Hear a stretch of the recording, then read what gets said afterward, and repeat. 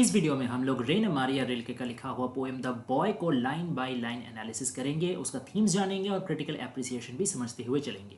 इस वीडियो का पीडीएफ आपको मेरे टेलीग्राम चैनल में मिल जाएगा। टेलीग्राम चैनल का लिंक मेरे यूट्यूब चैनल के डिस्क्रिप्शन में दिया हुआ है, वहां क्लिक करके आप लोग ज्वाइन हो सकते हैं। आइए वीडियो को शुरू करते हैं।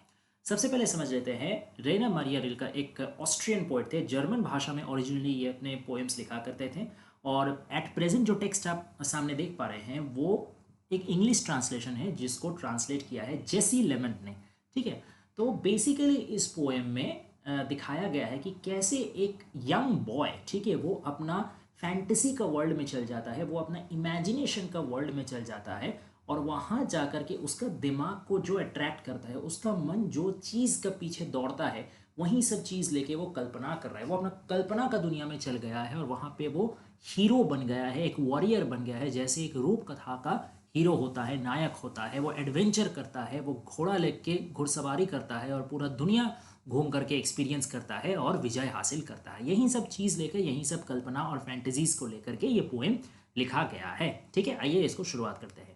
I wish I might become like one of these who in night on horses while astride। तो मैं चाहत रखता हूं कि काश मैं भी उनमें से एक बन सकता था। यहाँ मैं इन द सेंस कौन, ये पोएम का स्पीकर। और ये पोएम का स्पीकर कौन है? एक यंग बॉय, एक यंग एडोलेसेंट बॉय, ठीक है, जिसका मन में फैंटेसीज चलता रहता है, जिसका मन में इमेजिनेशन चलते रहता है, जो खुद अपने आप को एक हीरो समझता है, यंग वॉरियर समझता है, जैसे हम सब कोई अपने एडोलेसेंट एज में खुद को कल्पना किया करते थे वैसे ही। तो मैं चाहत रखता हूं कि मैं काश उनमें से एक बन पाता था। किन में से एक? जो रातों में घुड़सवारी करते हैं।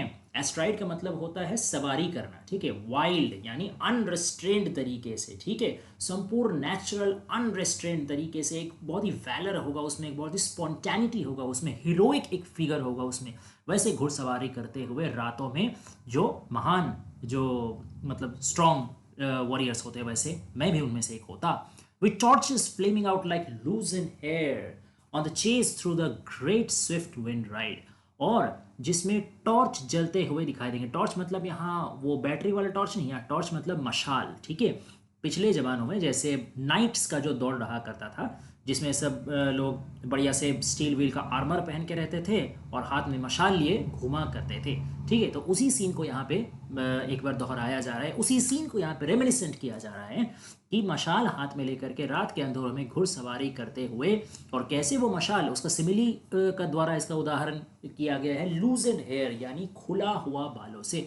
जैसे किसी लड़की की खुला हुआ बाल लहराते हैं हवा में, वैसा ही ये मशाल भी हवा में अपना शिखाओं को ऐसे चारों तरफ विस्तार किए जा रहा है। On to the chase through the great swift wind ride. और ये चेज में है, ये एक दौड़ में है। ये किसका पीछा कर रहे हैं? ये बहुत ही तेजी से बहने वाली हवा का ग्रेट स्विफ्ट, स्विफ्ट यानी क्विक, विंड राइड। जैसे विंड के साथ ये राइड कर रहे हैं, हवा के साथ ये सवारी कर रहे हैं, हवा के समान तेजी से ये रेस लगा रहे हैं।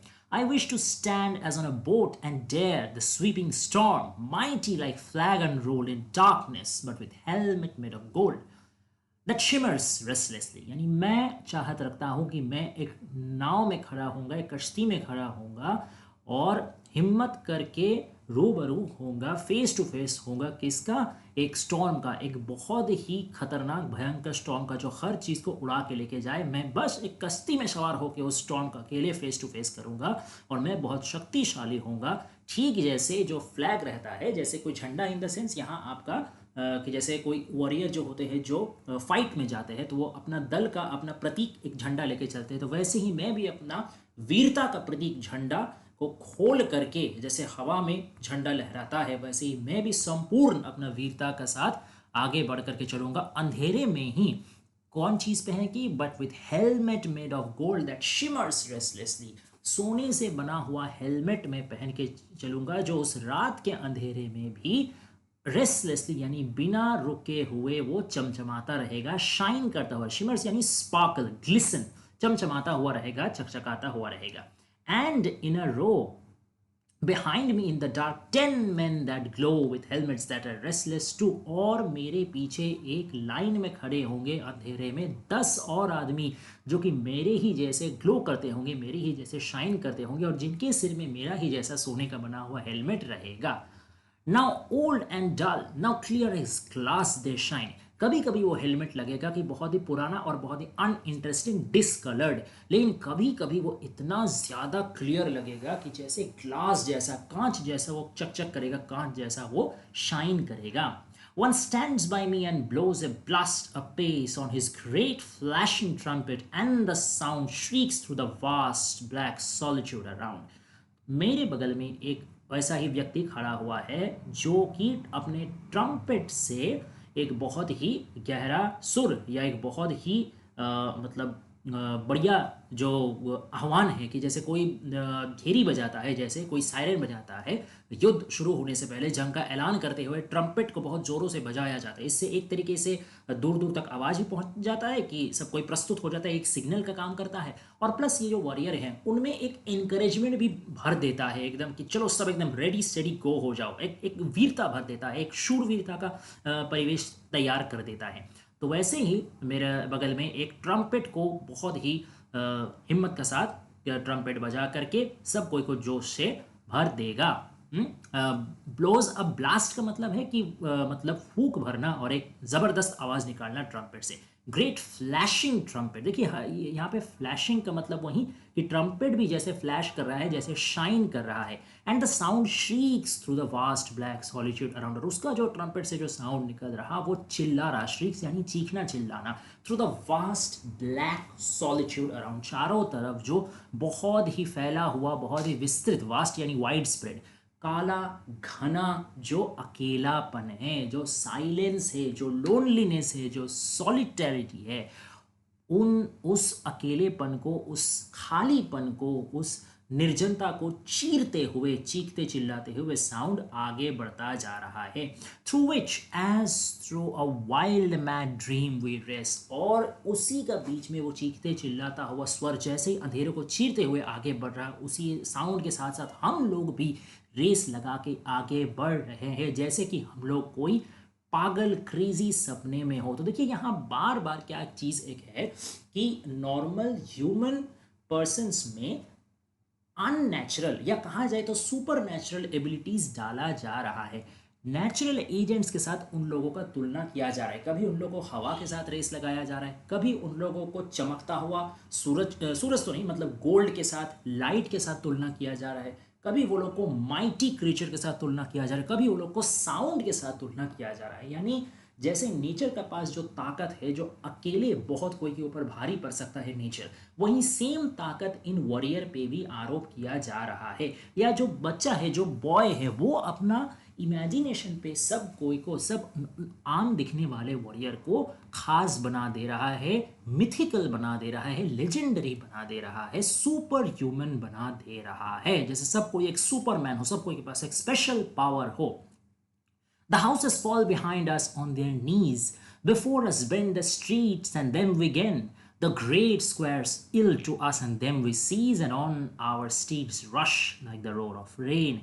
यानी जो घर बस्ती है वो हम लोग जैसे जैसे चलते जा रहे हैं, आगे बढ़ते जा रहे हैं, सारे घर अपने घुटने टेक दे रहे हैं हम लोगों के सामने, हम लोगों के पीछे. तो यहाँ घरों का घुटने टेक देने का दो मतलब हो सकते हैं. एक, जैसे हम लोग आगे बढ़ते जा रहे हैं, सारा घर को, सारा समाज को, सारा सोसाइटी को, सारा इलाका को हम लोग जीतते हुए जा रहे हैं. हम लोग के शूरवीरताओं का आगे वो लोग आत्मसमर्पण कर दे रहा है, सरेंडर कर दे रहा है, पराजय स्वीकार कर ले रहा है. पहला बात ये. और दूसरा, अगर हम लोग हाउस को प्रॉपर एक्चुअल हाउस की तरह ट्रीट करें, घर की तरह ट्रीट करें, नेबरहुड की तरह ट्रीट करें, लेकिन अगर हाउस को हम लोग एक मेटाफोरिकल अर्थ से देखें और इसको सिविलाइजेशन समझे, तो ये भी हम लोग समझ सकते हैं कि पूरा सिविलाइजेशन एक तरीके से हम लोग जीत करके चल रहे हैं. या थोड़ा और ब्रॉड टर्म में अगर देखें, पूरा ह्यूमैनिटी को हम लोग जीतते हुए लेके चल रहे हैं. हम लोग वॉरियर्स खुद है, लेकिन हम लोग जैसे एक सुपर ह्यूमन वॉरियर्स हम लोग बन गए, सुपर नेचुरल मैजिकल पावर्स हम लोग में आ गए और पूरा मानवता के ऊपर हम लोग श्रेष्ठत्व वर्चस्व हासिल करते हुए आगे बढ़ रहे हैं।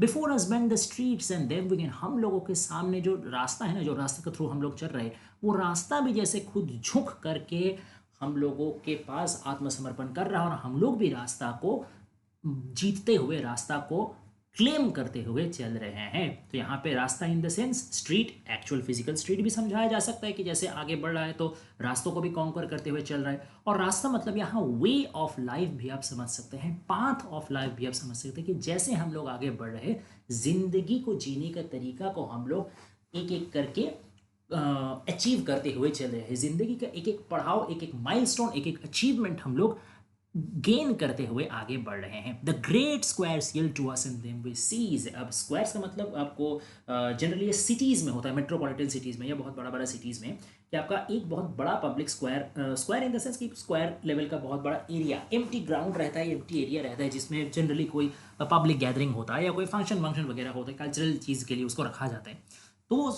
द ग्रेट स्क्वायर्स जो है ना, ये एक नंबर तो आपको हेरिटेज या सब्लिमिटी या स्टैंडर्ड, ये सब चीज़ को मतलब सिंबलाइज करते हैं। और सबसे बड़ा बात, एक इंपॉर्टेंस या एक एलिगेंस या एक पावर का ये लोग सिंबल होते हैं।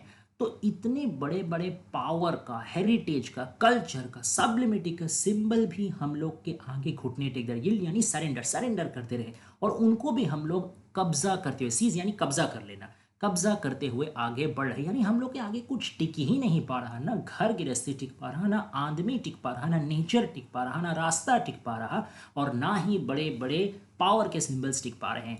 And on our steeds rush like the roar of rain. Steeds यानी वही घोड़ों को कहा जा रहा है कि घोड़ों पे चढ़ करके हम लोग आगे बढ़ रहे हैं, दौड़ लगा रहे हैं। रश यानी दौड़ लगाना, like the roar of rain, जैसे बारिश, बहुत मूसलाधार बारिश होता है तो एक गरजने का जैसे आवाज़ आता है, बाज गरजने का आवाज़ आता है, बारिश गिरता है तो जैसे लगता है कि कुछ बहुत मतलब भारी भरकम आवाज़ हो रहा है, तो वैसे ही हम लोग भी आगे बढ़ते हुए चल रहे हैं। तो ये पूरा पोएम में ही खुद को, जो स्पीकर है वो खुद को एक सुपर हीरो के एक कल्पना करता है, और थ्रू आउट द पोएम वो अपना इमेजिनेशन को इलेबोरेट करता है, बार बार नेचर के साथ खुद को कंपेयर करके, खुद को और अपने बाकी सदस्यों को कंपेयर करके, जिसमें उनको सुपर नेचुरल पावर मिला है, नॉर्मल आदमी से वो लोग ऊपर है। अब ये तो ऊपर ऊपर का मतलब हो गया। इसका अगर आप क्रिटिकल मतलब समझे तो यहाँ सब कॉन्शियस का बारे में बताया गया है कि एक होता है कि सुपरफिशियल रियलिटी, आपका सोशल कॉन्शियसनेस, कि अब जब तक आप सोसाइटी में रह रहे हो, जब तक आप अवेक हो, जब तक आप अपने सेंस में हो, so called quote unquote sense में हो, तब तक आप कैसे बिहेव कर रहे हो, तब तक आपका बिहेवियर, तब तक आपका सोच, तब तक आपका थॉट, तब तक आपका एक्शन सोसाइटी का गाइडलाइंस द्वारा डिक्टेट होता रहता है कि सोसाइटी आपसे क्या एक्सपेक्ट करता है, सोसाइटी कैसे आपको देखना या बोलना या सुनना चाहता है, आप वैसे ही परफॉर्म करोगे। लेकिन जैसे ही आप अपने माइंड के अनकॉन्शियस में जाते हो, जब आपको देखने के लिए, ऑब्जर्व करने के लिए सोसाइटी नहीं रहता, जब आपको ऑब्जर्व करने के लिए आपको ऊपर नज़र रखने के लिए कोई नहीं रहता, आप अपने आप में रहते हो, सोच में पड़ जाते हो, ख्यालों में खो जाते हो, तब आपका अपना अंदर का, माइंड के अंदर से, सब कॉन्शियस से, अनकॉन्शियस से वो सब चीज़ निकल के आता है जिसको आप दबा करके रखे थे सोसाइटी का प्रेजेंस में। ठीक है, इसको कहा जाता है रिटर्न ऑफ द रिप्रेस्ड। जो आप माइंड के नीचे लेवल में रिप्रेस करके रखे थे, जो डिजायर्स, ठीक है, मे बी वो अनरियलिस्टिक है, मे बी वो वायलेंट है, लेकिन वो सब चीज़ ऊपर रीसरफेस करता है। तो ये जो पूरा पोएम है ना, वही रिटर्न ऑफ द रिप्रेस्ड को सिंबलाइज करता है कि माइंड का पावर कितना है। माइंड में subconscious, at a subconscious level हम लोग अभी भी खुद को सिविलाइज्ड, मतलब सोशल एक मेंबर से ज़्यादा खुद को एनिमलिस्टिक, सुपर ह्यूमन और सुपर नेचुरल ही समझते हैं। हम लोग का प्रिमिटिविटी खत्म नहीं हुआ है और ना तो कभी खत्म होगा। ठीक है, ये था पूरा पोएम का मतलब क्रिटिकल एनालिसिस के साथ। आशा करते हैं आपको समझ में आया होगा। अगर वीडियो पसंद आए तो प्लीज़ लाइक, शेयर और सब्सक्राइब कर दीजिएगा। और नेक्स्ट कोई भी ऐसा टॉपिक में हेल्प चाहिए हो, चाहे वो प्रोज हो, पोएट्री हो, लिटरेरी थ्योरी हो, ड्रामा हो, कुछ भी हो, तो कमेंट डाउन कर दीजिएगा। हम लोग उसमें जल्दी से जल्दी वीडियो बना के डाल देंगे। Thanks for watching guys, please stay tuned.